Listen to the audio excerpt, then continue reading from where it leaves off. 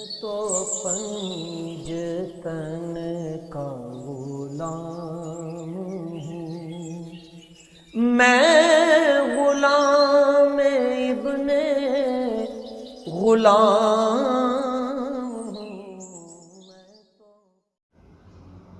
اعوذ باللہ من الشیطان الرجیم، بسم اللہ الرحمن الرحیم۔ قال اللہ تبارک و تعالی فی کلام المجید والفرقان الحمید، قل هو اللہ احد اللہ الصمد لم یلد ولم یولد ولم یکن له کفوا احد۔ ان اللہ وملائکتہ یصلون علی النبی یا ایہا الذین آمنوا صلوا علیہ وسلموا تسلیما۔ اللہم صلی علی سیدنا و مولانا محمد وعلی آل سیدنا و مولانا محمد وبارک وسلم۔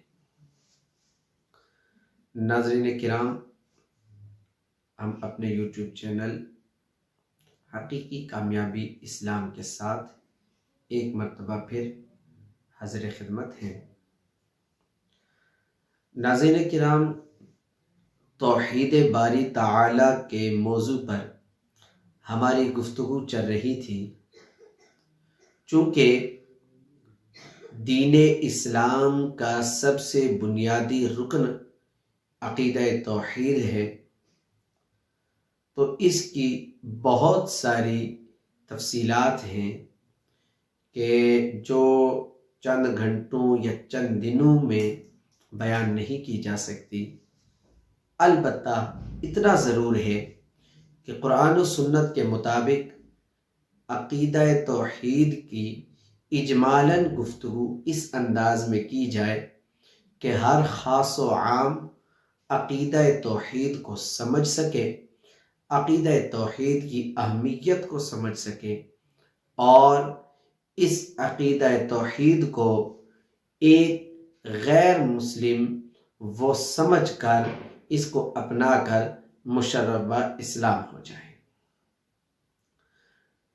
شاعر مشرق ڈاکٹر اقبال صاحب آپ فرماتے ہیں کہ توحید کی امانت سینوں میں ہے ہمارے، توحید کی امانت سینوں میں ہے ہمارے، آسان نہیں مٹانا نام و نشان ہمارا۔ ناظرین کرام، اللہ رب العالمین کا یہ خاص کرم ہے کہ عقیدہ توحید جس سینے میں بھی موجود ہے، اللہ رب العالمین ان کو اپنے فضل و کرم سے نوازتا ہے۔ وہ دنیا میں بھی سرخرو ہیں اور آخرت میں بھی کامیاب ہوں گے۔ ہمارے دین اسلام میں جو اصل بنیاد ہے وہ عقیدہ توحید ہی ہے، اور عقیدہ توحید کی ضد وہ شرک کہلاتی ہے، جس کو انشاءاللہ عز و جل عقیدہ توحید کے بعد ہم بیان کریں گے۔ اپنی ایک گفتگو میں چونکہ ہم نے یہ بیان کیا تھا کہ توحید کا معنی وہ دل سے تصدیق کرنا اور اس امر کا اقرار کرنا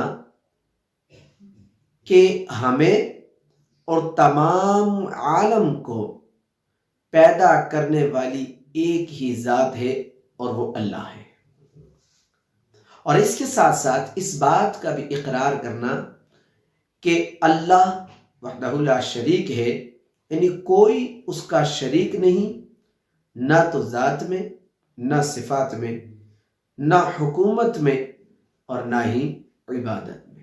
وہی معبود برحق اور واحد ہے۔ اب ناظرین کرام، اس کے ساتھ ساتھ بعض لوگ یہ سوال کر سکتے ہیں یا ذہن میں یہ سوال آتا ہے کہ کیا توحید باری تعالی کی دلیل قرآن مجید فرقان حمید میں ہے؟ تو جی ہاں، ایک مقام پر نہیں، کئی مقامات پر عقیدہ توحید بیان ہوا ہے۔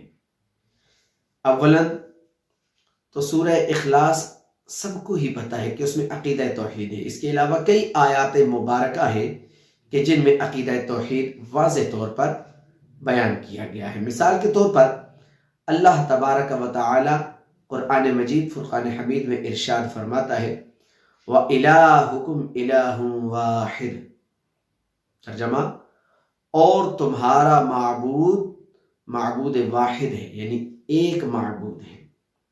ایک اور مقام پر اللہ تبارک و تعالی ارشاد فرماتا ہے شہد اللہ انہ لا الہ الا ہو، کہ اللہ نے ہی گواہی دی کہ بے شک وہ وحدہ لا شریک، کہ وہ اکیلا ہے، اکیلا معبود ہے.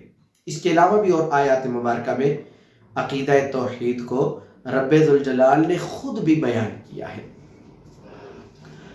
اچھا، عقیدہ توحید جب بیان ہو جاتا ہے کہ اللہ وحدہ لا شریک ہے، تو اب انسان کے ذہن میں یہ بات بھی آتی ہے کہ اللہ کا وجود ہے. تو یاد رکھیے، اللہ موجود ہے. اللہ کا موجود ہونا یہ آفتاب سے زیادہ روشن ہے.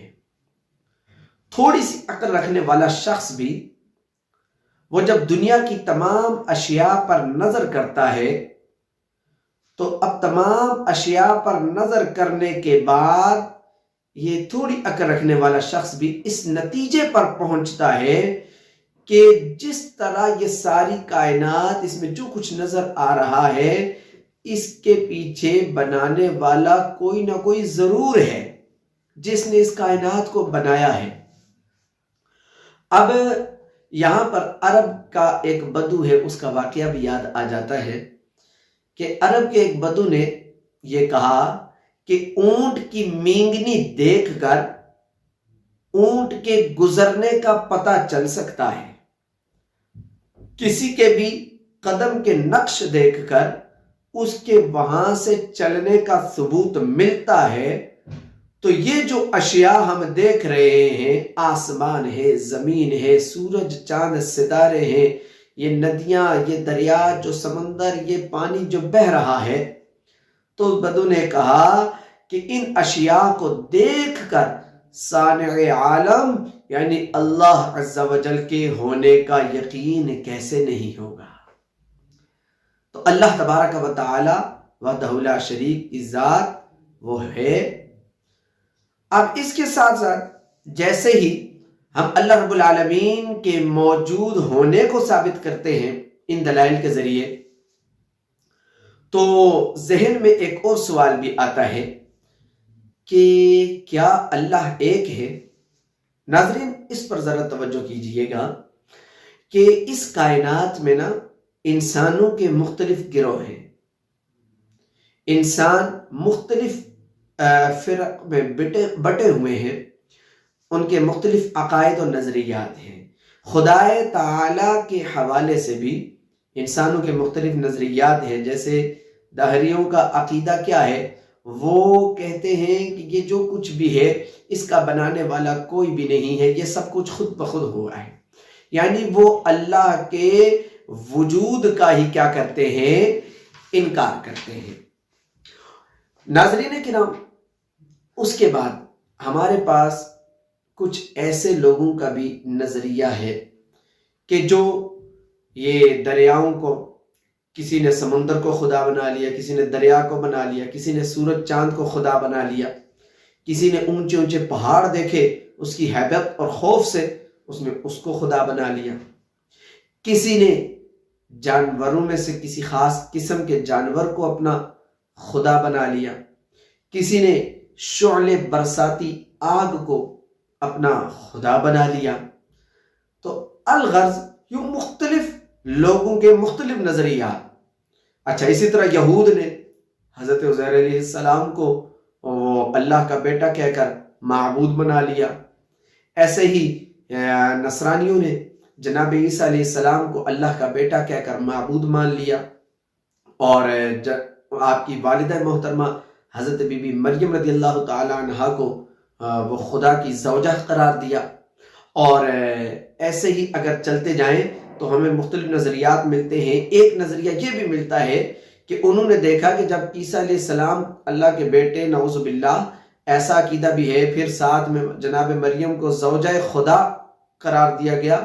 تو پھر بعض ایسے بھی نظریہ رکھنے والے آئے کہ انہوں نے فرشتوں کو، معصوم فرشتوں کو اللہ کی بیٹیاں قرار دے دیا. تو یوں اب یہ بعض نے پورا خدا مانا، بعض نے خدا کے ساتھ ان کو شریک مانا، ٹھیک ہے. اور بعض ایسے بھی نظریہ رکھنے والے ہیں جنہوں نے اپنے ہی ہاتھ سے بت گڑے اور ان کو معبود بنا لیا. اچھا، ان کو جب معبود بنایا تو ان پر ان کا نظریہ کیا ہے کہ ہاں بھئی یہ چھوٹے معبود ہیں اور اللہ بڑا معبود ہے، بڑا خدا ہے. یہ چھوٹے خدا ہے، اللہ بڑا خدا ہے. اور جب یہ چھوٹے خدا کسی کام پر مل کر فیصلہ کر لیتے ہیں تو بڑے خدا کو ان کی ماننی پڑتی ہے. یعنی بڑی عجیب سی منطق، عجیب سا نظریہ ہے. تو اب ان تمام نظریوں کی کاٹ بندہ اگر عقل سلیم کے ساتھ قرآن مجید فرقان حمید کو پڑھے سمجھے تو سورہ اخلاص میں ہی ان کی کاٹ ہو جاتی ہے، سورہ اخلاص ہی میں ان کا قلقمہ ہو جاتا ہے. جی ہاں، اللہ رب العالمین سورہ اخلاص میں فرماتا ہے قل هو اللہ احد. اے محبوب آپ کہہ دیجئے کہ اللہ ایک ہے. اب جب یہ کہا گیا تو اس میں دو طرح کے نظریے رکھنے والوں کا رد کیا گیا. پہلے دہریوں کا رد ہے کہ هو اللہ، کہ اللہ ہے. ان کا نظریہ نہیں ہے. تو پہلا ان کا رد ہو گیا کہ اللہ ہے. اب اس کے بعد جو لوگ اللہ کی ذات اور اللہ کی صفات میں شریک ٹھہراتے ہیں ان کا رد لفظ احد کے ساتھ ہو گیا کہ اللہ ہے اور ہے بھی اکیلا یکتا ہے، نہ اس کی ذات میں کوئی شریک ہے نہ اس کی صفات میں کوئی شریک ہے. اب یہ تھا دوسرا مرحلہ، دوسرے قسم کے لوگوں کا رد. قرآن پاک کی اسی سورہ مبارکہ کی اگلی آیت ہے اللہ الصمد، کہ اللہ بے نیاز ہے. تو اب یہاں پر ان لوگوں کا رد ہو گیا کہ جو یہ کہتے ہیں کہ یہ جو بت ہے یہ چھوٹے معبود ہیں اور اللہ بڑا معبود ہے، بڑا خدا ہے. تو اللہ نے یہ کہہ کر ان لوگوں کا بھی رد کر دیا اللہ بے نیاز ہے، اللہ کو کسی کی حاجت نہیں ہے. واللہ غنی عن العالمین، اللہ سارے جہان سے بے پرواہ ہے، اللہ کو کسی کی حاجت نہیں ہے. تو یہاں پر ان لوگوں کا بھی رد ہو گیا. اچھا، اس کے بعد لم یلد ولم یولد. اب یہاں پر یہودیوں کا، نصرانیوں کا رد ہو گیا کہ جن کا یہ نظریہ ہے وہی کہتے ہیں کہ بعض اللہ کے پیغمبروں کو وہ اللہ کا بیٹا کہتے ہیں یا خدا بھی مان لیتے ہیں، اور بعض جو ہیں وہ جناب مریم کو جس طرح انہوں نے اللہ کی زوجہ قرار دیا، نعوذ باللہ من ذالک. اور اسی طرح بعض نے فرشتوں کو اللہ کی بیٹیاں قرار دیا. تو لم یلد ولم یولد یہاں پر یہ ان لوگوں کا رد ہے کہ اللہ کی نہ تو کوئی اولاد ہے اور نہ وہ خود کسی سے پیدا ہوا. یہاں پر ان لوگوں کا بھی کیا ہو جاتا ہے؟ رد ہو جاتا ہے. ولم یکن لہ کفوا احد، اس کے پائے کا کوئی ہے ہی نہیں. یہاں مکمل مشرکین کا رد ہو گیا کہ اللہ کی ذات، اللہ کی صفات میں کوئی شریک ہے ہی نہیں، کوئی اس کے برابر کا بھی نہیں ہے، کوئی اس کے برابر کا بھی نہیں ہے، نہ اس سے اوپر کا ہے نہ اس سے برابر کا ہے، بلکہ ساری کائنات کا خالق، ساری کائنات کا مالک، ساری کائنات کو بنانے والا، ساری کائنات کے لیے جو معبود برحق ہے وہ رب ذوالجلال کی ذات ہے، اللہ رب العالمین کی ذات ہے، وحدہ لا شریک ہے، یکتا ہے، کوئی اس کا شریک نہیں ہے. اس کے بعد ناظرین ہم آپ کو بتاتے چلتے ہیں، یہ تو ہو گیا عقیدہ توحید کے حوالے سے چند ایک وہ باتیں جو ذہن میں آتی ہیں، اور اگر باریک بینی سے دیکھا جائے تو سورہ اخلاص میں ان تمام معاملات کا کیا ہو جاتا ہے؟ رد ہو جاتا ہے. اب اس کے بعد جو اگلا مرحلہ ہے، توحید کے مراتب بھی ہیں. توحید کے جو بعض علماء کرام نے بیان کیے، توحید کے 4 مرتبے بیان کیے ہیں کہ توحید کا پہلا مرتبہ ہی اللہ رب العالمین کو واجب الوجود ماننا، کہ اس کا وجود ہے، اس بات کو ماننا. اور دوسرے نمبر پر جو توحید کا مرتبہ ہے کہ تمام عالم کے خالق یہ اللہ کی ذات کو مانت کہ تمام عالم کا خالق کون ہے؟ یہ اللہ رب العالمین کی ذات ہے۔ اور تیسرا مرتبہ توحید کا کہ تمام اشیاء میں تصرف کو اللہ کی ذات کے ساتھ مخصوص کرنا، کہ بارش ہو رہی ہے، بارش ہونی ہے نہیں ہونی، سورج نکلنا ہے نہیں نکلنا، سبزیاں اگنی ہے نہیں اگنی، ہوا چلنی ہے نہیں چلنی، بادل چلنے ہیں اڑنے ہیں نہیں اڑنے، یہ جتنے معاملات ہیں، دن کا آنا رات کا آنا، سورج چاند ستاروں کا اپنے مقررہ اوقات میں مقررہ مقامات پر سفر کرنا، یہ سارے کا سارا یہ اس میں تصرف جو ہے، یہ تصرف اللہ رب العالمین ہی کی ذات اس میں تصرف کر سکتی ہے، ٹھیک ہے، رب تصرف کرتا ہے، اس بات کا بھی اقرار کرنا۔ اور جو چوتھا مرتبہ ہے کہ اللہ ہی مستحق عبادت ہے، کہ کائنات میں کوئی اور عبادت کے لائق نہیں، اللہ کی ذات وہ عبادت کے لائق ہے، اسی کی عبادت کی جائے۔ تو ناظرین کرام، آج کی ہماری اس گفتگو میں جو آپ نے سماعت فرمائی عقیدہ توحید کو، امید ہے کہ ایک اچھے اور احسن انداز میں آپ سمجھ چکے ہوں گے، اور اس انداز میں جو بیان کیا گیا ہے اللہ پاک کی بارگاہ میں یہ ایک قوی امید ہے کہ اگر کوئی غیر مسلم جو مسلمان نہیں ہے اس کے سامنے بھی اس انداز میں اگر گفتگو کی جائے تو وہ عقیدہ توحید کو سمجھ کر ایمان لے آئے گا۔ اللہ پاک کی بارگاہ میں دعا ہے کہ رب العالمین ہمیں عقیدہ توحید سمجھنے اور اس پر مکمل عمل کرنے کی توفیق مرحمت فرمائے۔ اجازت دیجئے، انشاءاللہ العزیز ہم اپنے نئے موضوع کے ساتھ، نئی انداز کے ساتھ انشاءاللہ العزیز پھر حاضر ہوں گے۔ تو آخر میں یہی بات کہ اس پیغام کو، اس ویڈیو کو پورا دیکھیں، سنیں، سمجھیں، آگے شیئر کریں، اور ہمارے اس چینل کو سبسکرائب کرنا نہ بھولیں۔ اللہ رب العالمین سب کا حامی و ناصر ہو، آمین، بجاہ النبی الامین صلی اللہ علیہ وآلہ وسلم۔